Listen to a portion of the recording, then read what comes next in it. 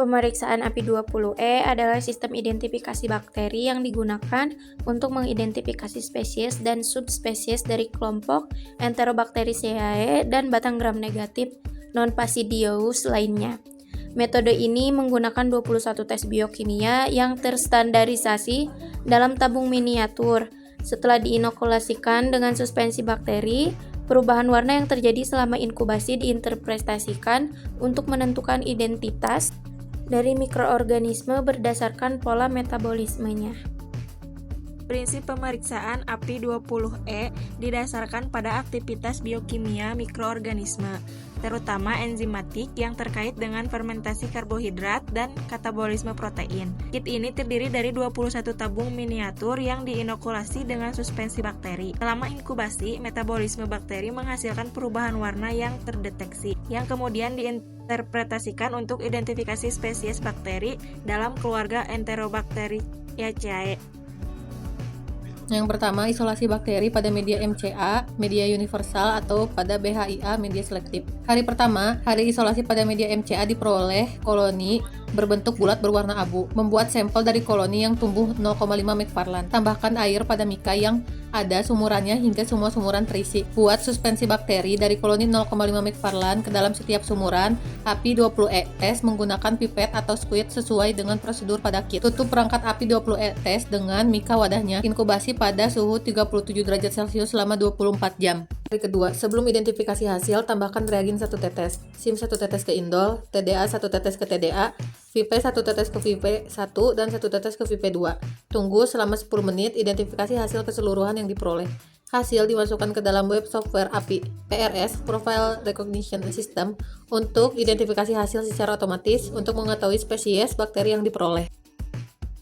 Secara lengkapnya, prosedur tersebut dapat dilihat dari video yang ditampilkan pada saat ini.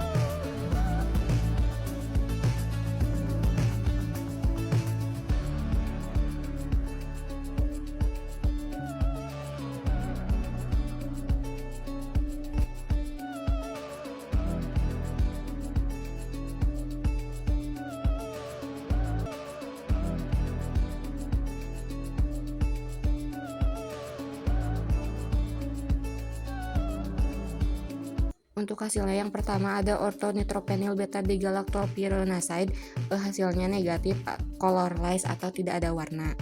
Arginin dehidrolase hasilnya positif berwarna oranye. Sin dekarboksilase hasilnya negatif berwarna kuning. Ornitin dekarboksilase hasilnya positif berwarna merah. Citrat utilization hasilnya negatif berwarna pale green. Hydrogen sulfide production hasilnya negatif tidak berwarna.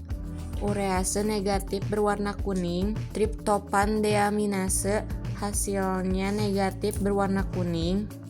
Indol production negatif tidak berwarna. Oges frost color hasilnya negatif berwarna pale pink.